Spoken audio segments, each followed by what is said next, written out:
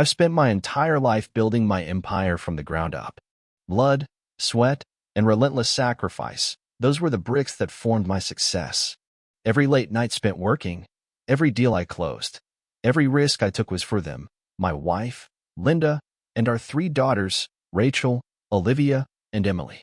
I never doubted for a second that I was working for their future, ensuring they never lacked anything. But in the end, love is a double-edged sword. And I learned that the hard way. It all started a week before my birthday. I was sitting in my study, sifting through some investment reports when Emily, my youngest daughter, knocked on the door.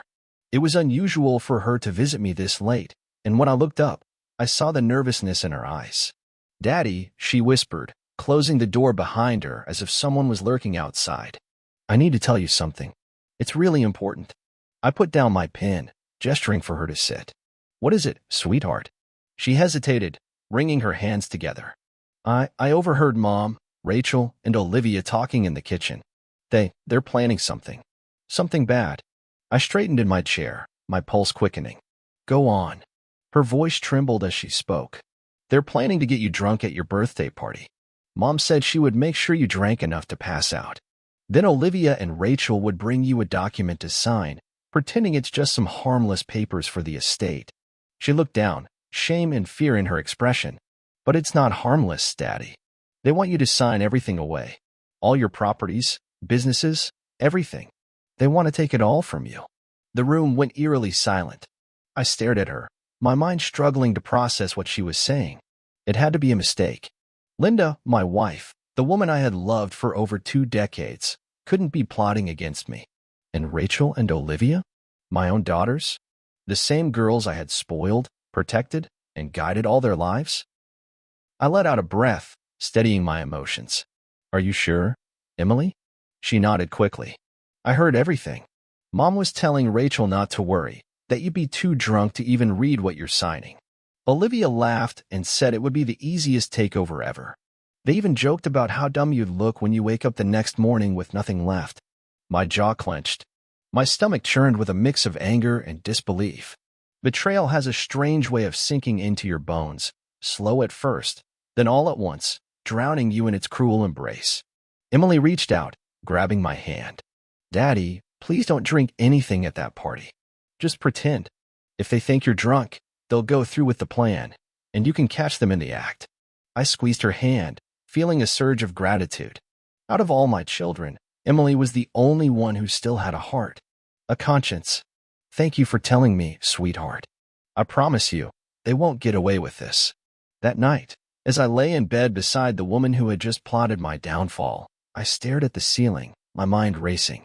My own family, my flesh and blood, conspiring against me like a pack of wolves circling their prey. How long had they been planning this? How long had I been blind to their greed? But I wasn't about to let them win. No, if they wanted to betray me, they would learn just how dangerous it was to stab a man in the back before he was dead. I would play along. I would give them their little show. And when the time was right, I would strike back. I arrived at the party with a smile, masking the fury boiling beneath my skin. The grand hall was filled with shimmering decorations, a band playing soft jazz in the corner, and the scent of expensive champagne lingering in the air. The entire venue screamed celebration, gold-trimmed balloons, extravagant floral arrangements, and a massive banner that read, "Happy 55th birthday, James." A perfect illusion. A performance. Linda met me at the entrance, her arms open wide, her lips curling into a practiced smile. "Happy birthday, darling." She kissed my cheek like a devoted wife, her perfume sickly sweet, her touch as cold as a viper's skin. Rachel and Olivia flanked her, both dressed in elegant gowns, their faces glowing with false joy. The very sight of them made my stomach turn, but I kept my mask in place. "Dad, you're going to love tonight," Olivia beamed, slipping her arm around mine. "We went all out for you." I forced a chuckle. "I can see that." Emily stood a few feet away, watching me with wary eyes. She was the only one who knew what was about to unfold, and I gave her a slight nod, our silent pact. As the night progressed, I played my role. I laughed at all the right jokes, danced with Linda, and thanked every guest who wished me well. I even raised my glass in multiple toasts, pretending to sip while discreetly tilting the liquid away when no one was watching. A waiter passed by, and I subtly exchanged my full glass for an empty one, faking the effects of alcohol as time went on. Rachel and Olivia had been watching me closely all night, whispering between themselves, their eyes sharp with anticipation. Linda, too, had an expectant gleam in her gaze. They were waiting for the right moment. And then it came. Linda slid into the seat beside me, her hand resting on my thigh. "James, darling," she cooed, "we need to take care of something important." I let my head loll slightly, feigning intoxication. What kind of thing?" I slurred. Rachel giggled, exchanging a look with Olivia. "Just some estate documents, Dad. Legal stuff. We figured tonight would be the best time to get it done, since everyone's here to celebrate." I blinked lazily, swaying in my seat. "Legal stuff?" Linda reached into her handbag and pulled out a stack of neatly prepared documents, placing them in front of me.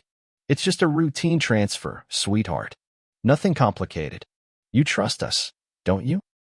She was testing the waters, seeing how far gone I was. I leaned forward, squinting at the papers as if they were blurring before my eyes. My hand reached for the pen, my fingers wobbling slightly. "Sign here, Dad," Olivia urged, pointing at the bottom of the first page. "It's just a formality." The moment had come. The air around me felt heavy, charged with the weight of betrayal. My entire life, everything I had built, rested on this moment, and they thought I was weak. I curled my fingers around the pen, feeling its cool metal against my skin.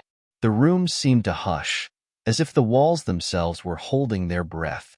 I looked up, my gaze sweeping over my wife and daughters, 3 women who had once been my world, now reduced to nothing more than predators circling their prey. I let the pen hover over the page, and then, slam. The sound of metal against wood echoed through the room as I slammed the pen down with force. The impact sent a jolt through the table, rattling the glasses and plates. Linda's smile froze. Rachel and Olivia stiffened. The color drained from their faces. I leaned back, straightening my posture, letting the drunken haze vanish from my expression. My voice, steady and sharp, cut through the tense air like a blade.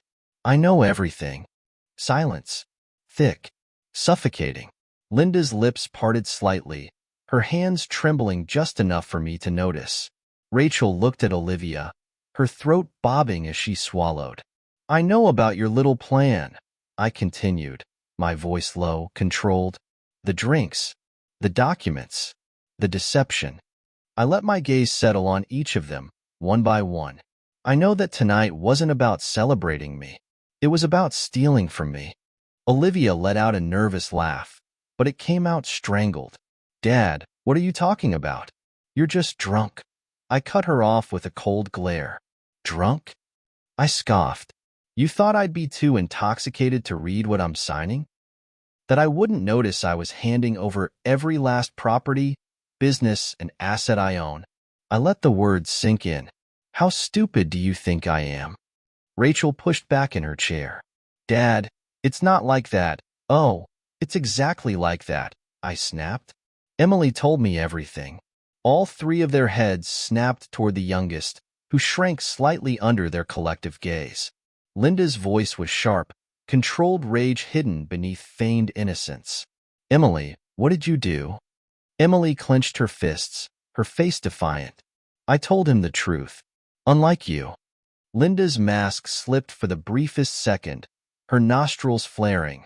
She looked back at me, panic now fully replacing her charm. "James, sweetheart, please, you're misunderstanding." "I understand perfectly," I said, standing up. "I understand that the woman I loved, the daughters I raised, have spent God knows how long plotting against me. I understand that you thought you could drug me like a fool and strip me of everything I built." My gaze darkened. "But you failed." The entire room was dead silent. The guests, the waitstaff, everyone had stopped moving, stopped talking. Linda reached for my hand, desperation creeping into her voice. "James, darling, please. We're your family." "We're." My voice was final, unyielding. Rachel's eyes filled with tears, but I didn't care. Olivia's lips trembled, but I felt nothing. Linda was pale, her entire scheme crumbling before her eyes. I stepped away from the table.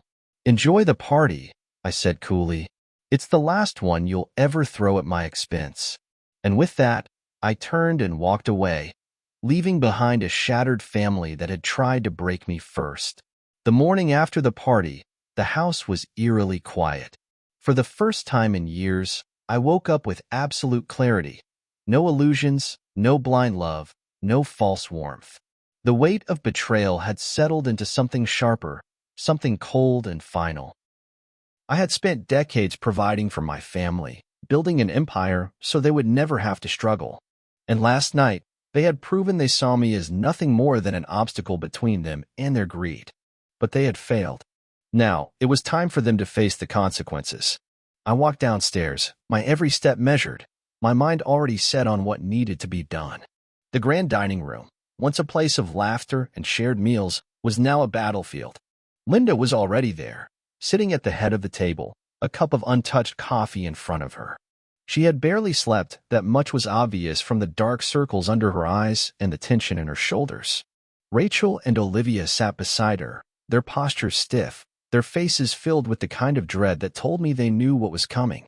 Only Emily wasn't there. I knew she was in her room, waiting, understanding that today would mark a turning point. I pulled out a thick envelope and placed it on the table in front of Linda. The sound of paper hitting wood was deafening in the heavy silence. "What's this?" Linda's voice was hoarse, cautious. "Divorce papers." Rachel let out a sharp gasp. Olivia's eyes went wide. Linda swallowed hard, her fingers twitching. "James, you can't be serious." I sat down across from her, my gaze cold, unwavering. I've never been more serious in my life. I leaned back, arms folded. "You tried to rob me blind, Linda. You and our daughters schemed behind my back, thinking I was too much of a fool to notice." I nodded toward the papers. "Now you get nothing." She let out a shaky breath, her eyes darting between me and the documents. "James, I was drunk last night. We were all just, don't insult my intelligence." My voice was like steel. "You were perfectly sober when you sat me down and handed me those papers to sign. You were fully aware of what you were doing." I tapped the documents in front of her. "Now, sign." Her hands trembled as she reached for the papers, flipping through them. I had worked with my legal team all morning to ensure she walked away with the bare minimum, enough to survive, but far from the lavish lifestyle she had grown accustomed to. Tears welled up in her eyes. "James, please," she whispered. "We've been married for 25 years, and yet you had no problem betraying me." I tilted my head. "Now you'll live with the consequences." She stared at me, searching for even a shred of weakness, a crack in my resolve. She found none. After a long silence, she picked up the pen with shaking fingers and, with great reluctance, signed her name. The finality of the moment settled over the room like a death sentence. I took the papers, slid them back into the envelope, and turned my attention to Rachel and Olivia. They were already on edge, their expressions flickering between defiance and fear. "Your turn," I said flatly. Rachel's jaw tightened. "What are you talking about?" I pulled out my phone and, with a few taps, revoked their access to every bank account, every credit card, and every trust fund they had been leeching from me for years. "Your cards? Frozen. Your access to my properties? Revoked. The cars? I want them back by the end of the day." I let my gaze sweep over them, taking in their stunned faces. "You two will learn what it means to live without my money." Olivia's breath hitched. "Dad, no, don't call me that." My voice was sharp, unyielding. "You lost the right to call me that the moment you conspired to ruin me." Rachel's hands balled into fists. "You can't do this. We're your daughters." I let out a cold chuckle. That didn't seem to matter last night, did it? When you were plotting to leave me with nothing? I leaned forward. "Now you know how that feels." Tears spilled down Olivia's cheeks. "Dad, we made a mistake. We were greedy. You wanted a life of luxury without earning it." I cut her off. "And now, you'll have to figure out how to survive without me." Rachel, ever the fighter, slammed her hand on the table. "You can't cut us off. You're our father. You deserve nothing," I said, my voice dangerously low. Not a cent, not a single ounce of pity. The weight of my words crushed the fight out of them. Rachel fell silent. Olivia sobbed into her hands. Linda stared blankly at the table, as if she couldn't believe how quickly everything had collapsed. I stood, adjusting my jacket. You have until the end of the day to pack your things. I want you out of my house. Linda finally snapped.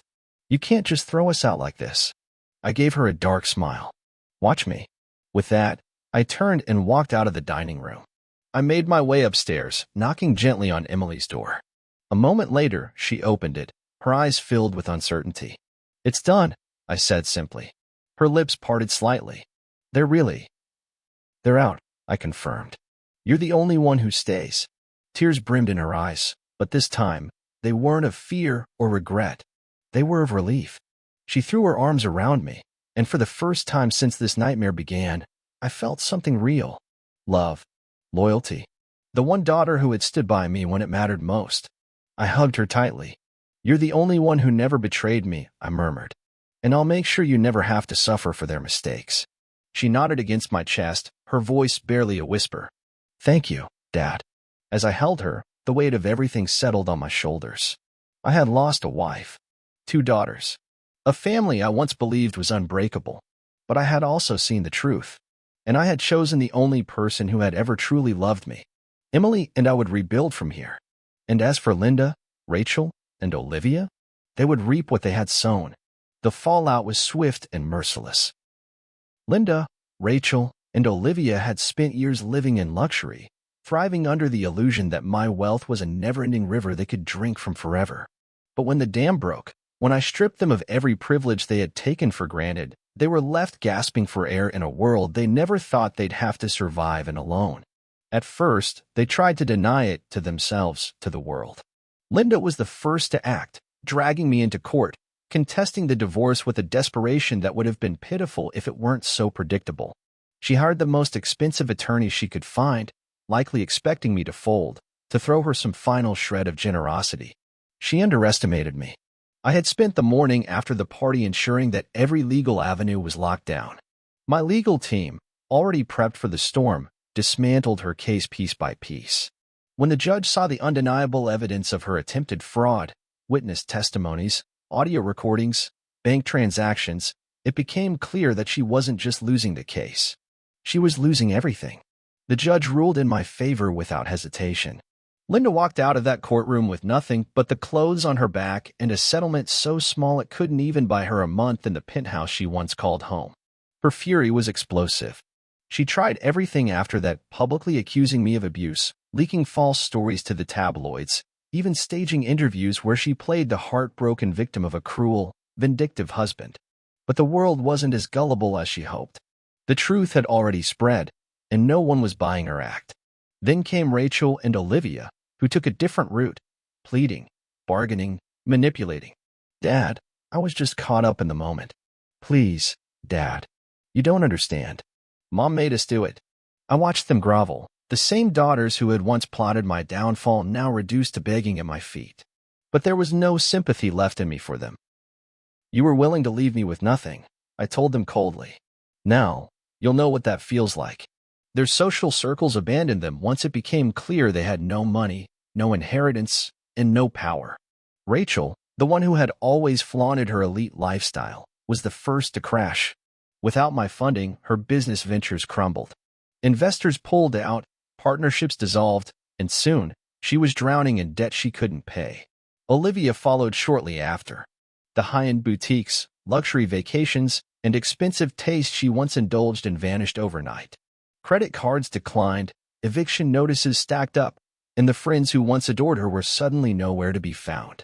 By the end of the year, both of them were working regular jobs, ordinary, grueling, paycheck-to-paycheck jobs. It was poetic, really.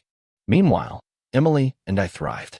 With the dead weight of betrayal gone, I found peace in a way I hadn't in years. My business continued to grow, my empire untouched by the pathetic attempts to sabotage me. And more importantly, I found love again, real love, with a woman who valued me for who I was, not for what I could give her. Linda, Rachel, and Olivia tried to reach out one last time. A desperate letter. A half-hearted apology. A final plea for reconciliation. I never responded. They had made their choices, and I had made mine.